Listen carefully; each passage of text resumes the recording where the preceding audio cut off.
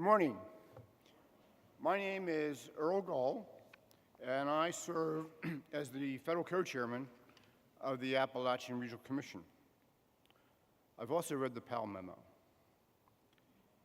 Appalachia is the next great investment opportunity in America. It's not because of what is in the ground, what used to be in the ground, but it's about the folks who live there.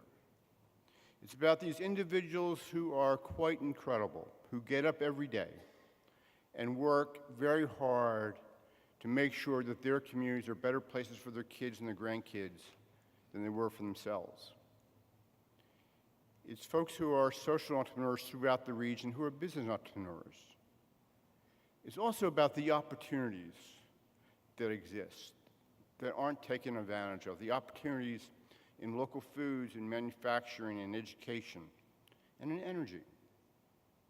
And the challenge that we have, the challenge that all of us share, is how do we make sure, how do we create those ecosystems so that when the opportunity collides with the entrepreneur, that there's a greater likelihood of success and sustainability and a future. And why is that important? Why is that important here? These are the folks who are going to be left behind as we make these incredible, important changes in how the United States of America generates power. And why it's so important to make sure that these folks aren't left behind is because if they are, the guys, the boys, who believe in the Powell memo are the winners. Now that I have your attention, let me talk to you about the Appalachian Regional Commission. The commission was established by an act of Congress in 1965, signed into law by President Johnson as part of the Great Society. It originally had the proposal of a senator trying to win the West Virginia primary. 51 years later, we're still here. The commission members are the governors of the 13 states. The president gets to appoint one person to represent the federal interests. Each year, one of the governors acts as their state co-chair, and it's been my privilege to be appointed by President Obama in the fall of 2009 and be confirmed by the United States Senate in March of 2010. And over that period of time, our role has been to make investments. It's kind of an interesting situation. We can't invest unless the governor is okay with the investment that we're making in their state. And we can't invest unless I agree that it's an appropriate use of federal funds. Certainly one would suspect that that could be a real disaster. That could be a roadblock to not getting very much done. But the history of the last 51 years tells a little different story. The region itself consists of 420 counties, all of West Virginia and parts of another 12 states. It extends more than 1,000 miles from southern New York to northeastern Mississippi, home of 25 million people. 42% of the region is rural compared to the rest of the nation at 20%. Our mission is to innovate, to partner, to invest, to build community capacity and strengthen economic growth to make sure that the Appalachian region achieves social economic parity with the rest of the nation. ARC's mission really is about knowledge, it is about collaboration, it is about action. You know, the region's economy historically has been about extraction, whether it's salt, or forestry, or coal, or water, or agriculture, or chemicals. Many areas, or several areas of the region, have diversified over the years. And Appalachia is a long way from where it was 51 years ago, when the poverty rate in 1960 was 31%, in 2013 it was 17%. The number of high poverty counties back then, those counties with poverty rates in excess of 150% of the nation average, there were 295 of those, 295. Today there are 90. We used to measure education by the number of folks who graduated or had gotten to the 5th grade. Today we talk about the number of folks who graduate from college. Still not at parity, but progress. These gains, or many of these gains, have really transformed the region from just widespread poverty to really, to some communities being successfully diversified, in communities of Huntsville and Chattanooga and Pittsburgh and Knoxville, Asheville. But there's still a lot of places, there's still a lot of communities that still require basic infrastructure needs of water and sewer projects and investments. America, as you all know, is making this incredible transformation in the way we generate electricity. Changes in the marketplace, the dramatic shift in natural gas production. You know, when I started this job, 51% of all energy produced in this country came from coal. Today it's 31%, and one of these days it's going to be 25%, and that number is going to continue to go down. We've had changes in technology, whether it's the cost competitiveness of wind, of solar, other sources of renewables, the new utility incentives that really generate and encourage efficiency and to help avoid the cost of new power plants.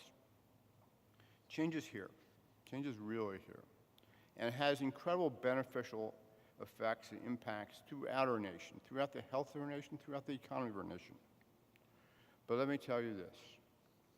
It also has had and will continue to have incredibly negative impact on the communities of Appalachia. The Obama administration's, the president who I serve, has an all-of-the-above energy strategy. It's designed to push forward new energy technologies across fuel sources, including renewables, nuclear, gas. I thought it was really convenient that the president released the PACE program yesterday, just as I was getting on the airplane to come down here. I called, I checked in, I said, you know, I really appreciate you guys doing that. That was a real boost to my remarks. But that's the type of initiatives that really do change the way we're able to look at energy challenges. You know, the president's goal, it really is to increase national security, to grow the economy, to meet our regulatory commitments under the Clean Power Plan and the Paris Climate Agreement. Since the president took office, domestic energy transmissions have fallen to the lowest level in 20 years. Dependence on foreign oil is at a 40-year low. America's producing more renewable energy than we ever have before. And after years of work and a good bit of American leadership, more than 190 countries came together to adopt the most ambitious climate change agreement in the history. Certainly not what we all want, but certainly the most ambitious that we've had. The Paris Agreement established a long-term framework to set the world on a course towards a more sane global strategy. With new energy technologies will be the core of the success in this area. More fuel-efficient cars and trucks will burn less gasoline and fuel, and increase the use of electric vehicles. Other transmission technologies will cut the loss of power over transmission, and appliance technology and lighting systems certainly continue to make improvements. In a recent report, the Department of Energy noted that the energy efficiency jobs of already employing 1.9 million Americans would increase by another 260,000 in 2016. Today, America is number one in wind energy, is generating 3 times the amount of wind energy as we did in 2008. There are now over 500 wind manufacturers across 43 states supplying the wind industry, an industry that supports more than 50,000 jobs and supplies enough energy to power 16 million homes. And the story is the same on the solar side. Last year, solar power was the biggest increase ever. Prices fell by 10%. Installations increased by 30%. And with the recent announcement of the PACE program, we can only hope and expect that those numbers will continue. But also part of the President's energy agenda is what we call the Power Initiative.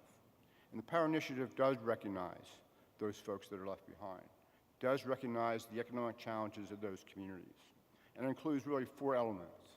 The first is to make sure and to secure the pensions of those men and women, particularly men in this case, who spent their lives underground working for coal companies, only to find later on that the company had not necessarily put away all the money needed for their pensions. That proposal is a critical piece of the President's economic agenda this year. We also have a proposal to work to allow for greater utilization of the Abandoned Mineland Fund so that efforts and improvements can be made to go beyond just basic dealing with environmental damage to the land, but also to work and to structure partnerships that allow for the actual reuse of that land for economic purposes. But an important part of the strategy has been since 2015, 2016, 2017, has been the Power Initiative which will provide over the next 21 months $118 million in investment throughout Appalachia, throughout the coal-impacted communities of Appalachia, to help leverage and target a range of federal economic workforce and investment programs. The Appalachian Regional Commission was fortunate enough to receive in 2016 a $50 million appropriation, and we're in line to receive a second $50 million appropriation for this purpose. And what it really is an investment in the human capital of the region. It's an investment in human capital that's not been made for over a generation. And it's our goal and it's our challenge is to go back and to look at ways, to look at strategies that we're able to connect the entrepreneurial community with those opportunities, that we're looking to find ways, we're looking to build the ecosystems that support that work.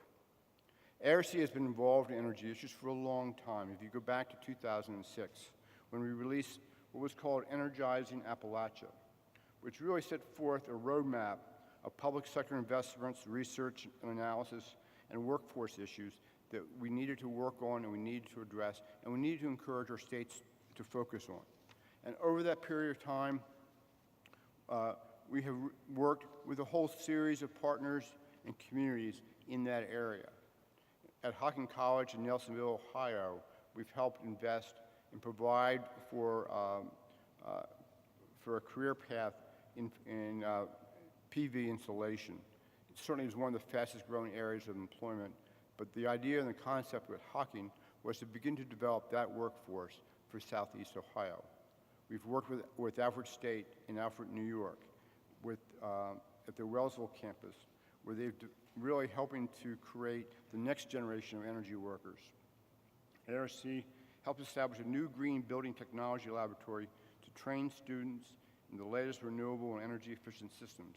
And during the first 2 years of that program, 148 students enrolled, 98 completed the training, and 96 were able to obtain employment or advance their degrees in that area. A similar grant was issued a couple years later on the Fuels Laboratory that allowed for a 2-year program. And again, the same types of success, where 90% of the trainees ended up attaining employment in that field. We've also worked with Frostburg State in ways to provide for a research facility that helps design, fabrication, testing, and evaluation, demonstration of a whole variety of materials. These 3 schools are not the largest schools in the United States of America, but they're important elements, they're important partners in the particular communities and the regions that they work in, that they survive, that they provide service in. And it's our concept that by working with these types of schools that train the workers, that provide opportunities for that population, that is the way that we can make secure important investments in those communities. We've also invested in communities in terms of a variety of energy activities. The Bark Electric Cooperative in Millsboro, Virginia. I'm sure this is a place where you all have been at some point in your life. But we've worked with them to really provide the first utility-scale project in the Commonwealth of Virginia. The community solar project will service about 180 residential customers, and 25 commercial members will be able to subscribe with no upfront costs, with the anticipation of services to start in sometime in 2016. We've partnered with organizations like MESIT in Berea, Kentucky, where they've done a whole series of work on bill financing for home improvements, and they've also worked very strategically with their local grocery stores to make sure that those facilities are energy efficient and that those stores are able to stay open and to work within their communities. As well as in New Berlin, Pennsylvania, there's a very small community that took on an energy survey that allowed homeowners and residents of that community to save 10% of their energy costs over a period of time. But you know, when you look out over the field, there are other really positive things and hopeful things that have occurred. The Google investment in Jackson County, Alabama. While it's not a lot of jobs, it is a lot of electricity, it's a lot of power. And when you have corporations like this begin to make investments in rural America and to look at ways to buy and purchase their electricity through power agreements that really encourage the use of renewables, that's the type of work that really lays the foundation for the rest of our investments that we're able to make. You know, ARC's foundation really is about knowledge. It really is about ways to establish collaboration as a way of getting to action. And over the last 6 years, we've worked very hard to bring together the incredibly important partners of the region, and those are our foundations. We've been able to establish the Appalachian Funders Network, which consists of a group of 80 national, regional, and local grant makers who work together to really accelerate the development of diverse and resilient local economies in Central Appalachia, particularly the coal communities, and by building on the region's unique assets. As a founding investor in Appalachian Funders Network and a part of the steering committee, ARCs really help work to grow AFN and help them stretch across their landscape and to build new partnerships. We've been able to include the Federal Reserve banks from Richmond and also Cleveland to be part of this work and part of the development of this work. The AFM has recently established what's something called the Just Transition Fund, which is providing small grants to a variety, actually to 19 different organizations, to help them apply for the power funds that ARC is providing. We've seen that those grantees were very successful in the 2015 round, and we certainly hope that they will be successful in the 2016 round. But one of the things they've done is really encourage some of our leading social entrepreneurs in the region to take the next step. We have a young man in Cabell County, West Virginia, who came back to his home and started something called the Coalfield Development Company. Now, when people see the coalfield development companies, they think it's a land company that is looking to purchase land to do more strip mining in West Virginia. But in fact, with this 20-something young guy who looks like about 12 has been able to do is to create a family of social enterprises that provides for very hands-on, very incredible training to the workforce in a variety of skills and variety of soft skills, and to understand the importance of their work.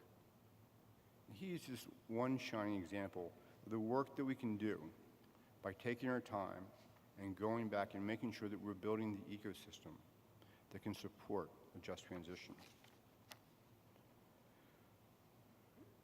The ARC's mission really is to focus on rural areas. And our job is really to make sure that folks aren't left behind. The ARC strategic investment strategy that we just finished this last year challenges the Commission not just to invest in projects that are good ideas. There are a lot of good ideas. Let me just assure you, everybody's got a great idea. But to invest strategically in a way that those investments result in building and supporting the development of the entrepreneurial ecosystems of those communities, so that the communities have environments that increase the likelihood of success and growth. We can do that so that when entrepreneurs collide with opportunity, there's success. Those entrepreneurial ecosystems that the ARC is working to build come in a whole variety of shapes, sizes, assets, aspirations, and most definitely, personalities. They become, oftentimes, the center of action, the center of how you get things done in a community. It's important that they include access to capital, whether it's slow and patient capital or the regional bank or a CDFI or a federal investment. Includes the development of a workforce that's trained, that's talented, that's ready to work. Includes the provision and the ability to provide technical assistance to startups.